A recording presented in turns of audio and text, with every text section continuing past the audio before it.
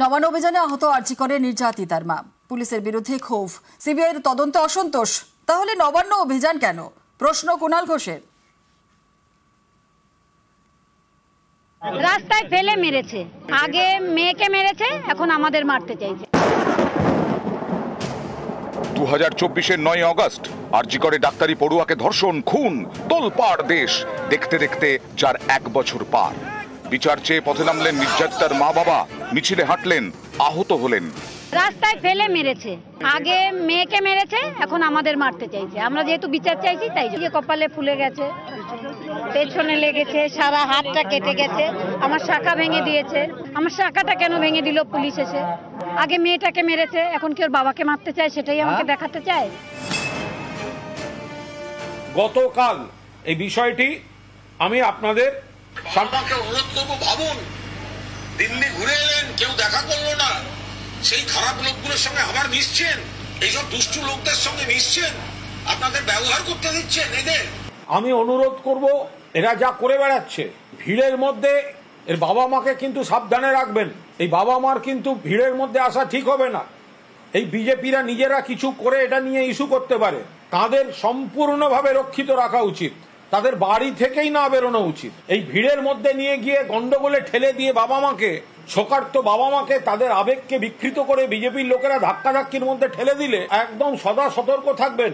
মেয়ের মৃত্যু নিয়ে রাজনীতি করছে আর বাবা মাকে নিজেদের রাজনৈতিক অভিযানের অতিথি শিল্পী হিসেবে মঞ্চে রেখে অশান্তির চক্রান্ত করছে। ওনাদের সাবধানে রাখতে হবে।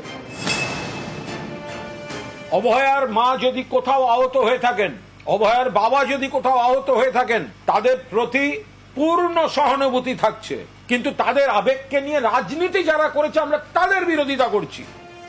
আরজি করে সিবিআইয়ের তদন্ত নিয়ে বারবার ক্ষোভ প্রকাশ করেছেন নির্যাতিতার মা বাবা। বৃহস্পতিবার দিল্লিতে সিবিআইয়ের অফিসেও যান তারা। অফিস থেকে বেরিয়ে ক্ষোভ উগড়ে দেন কেন্দ্রীয় তদন্তকারী সংস্থার বিরুদ্ধে। সিবিআই ডিরেকশনে দেখা হলো, সিবিআইয়ের মতন 140 কোটি লোক যাদের দিকে তাকিয়ে থাকে, যাদের ভরসায় দিন যাপন করে, তারা যে এত ভোকাস একটা জিনিস হতে পারে সে অভিজ্ঞতা আজকে আমার হয়েছে। সিবিআই ডিরেক্টর নিজে বলছে আমরা এই মামলা ছেড়ে দেবো। আমি কোর্টে গিয়ে বলুন আপনারা। 1 বছর ধরে কি করছিল? গাছ কাটছিল। বৃহস্পতিবার দিল্লিতে সিবিআইয়ের বিরুদ্ধে ক্ষোভ, শনিবার নবান্ন অভিযান। প্রায়োরিটি 1, অভয়ের মাকে দ্রুত সুস্থ করা আমার দায়বদ্ধতা আছে। আমি উৎসাহিত করেছিলাম তার বাবা মাকে এই আন্দোলন করার জন্য। তদন্ত আপনারা সিবিআই চেয়েছেন, নবান্ন যাচ্ছেন কেন? সিবিআই বিচার করিয়েছে, ট্রায়াল করিয়েছে, যাবজ্জীবন করিয়েছে। আমরা বলেছিলাম ফাঁসি চাই, সিবিআই যাবজ্জীবন করিয়েছে। কিছু বলার থাকলে সিজিওতে যান, সেন্ট্রাল গভর্নমেন্টের। সিবিআই এর যারা মালিক বিজেপি, তাদেরকে নিয়ে নবান্ন অভিযান। শনিবার বিকেলে আরো একটি বিক্ষোভ মিছিল ছিল অভয়া মঞ্চের নামে। সেই আন্দোলনকে কটাক্ষ করেছেন নির্যাতিতার বাবা। আমরা সিপিএম পার্টি অফিসে গেছি, সিপিআই, কংগ্রেস এবং এসইউসিআই, আরএসপি সব রাজনীতি দলের অফিসে গেছি।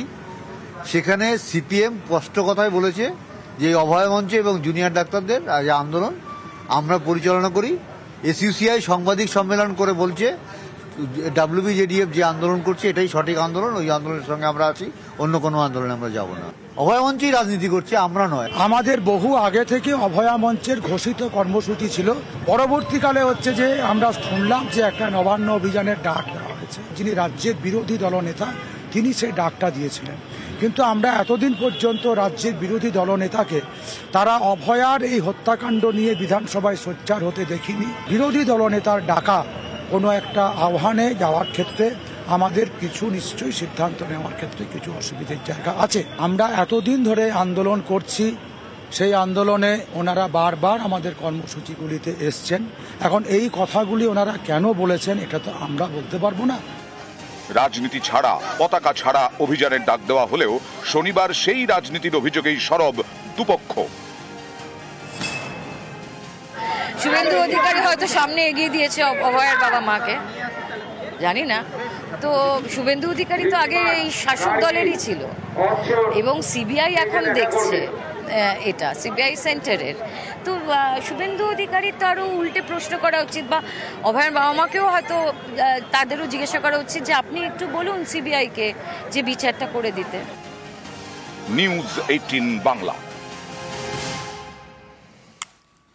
সিবিআই তদন্তে চূড়ান্ত অনাস্থা নির্যাতিতার পরিবারের। অভিযোগে থাকতেই পারে বললেন শুভেন্দু অধিকারী। সিবিআই এর ভূমিকা কিছু নেই, সিবিআই তদন্ত করবে না, এরা ঠিক করে রেখেছে। হাত ধরে কাজ করা, এটাই তো সিবিআই কাজ করবেন। আমরা এত কোশ্চেন দেখেছি, উনি বিরক্ত হচ্ছেন আমাদের কোশ্চেন শুনে, কোনো কোশ্চেনের উত্তর আমাদের কাছে নেই। তাহলে সেই সিবিআই কে ডাক্তার কি করে করাবো?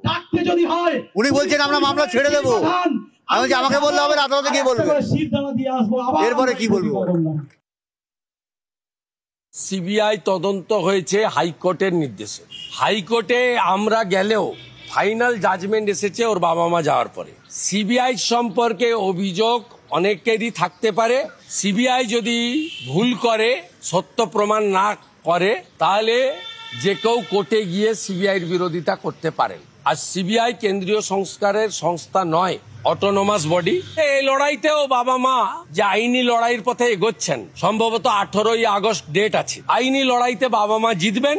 আরজিকরে নির্মম নির্যাতনের 1 বছর, অবিচারের অভিযোগে নবান্ন অভিযান, সামিল নিহত তরুণীর চিকিৎসকের বাবা মা। পথে শুভেন্দু অধিকারী সহ বিজেপি নেতারাও। দফায় দফায় উত্তেজনা ছড়ায় গতকাল পার্ক স্ট্রিট, সাঁতরাগাছি এবং হাওড়া ময়দানেও।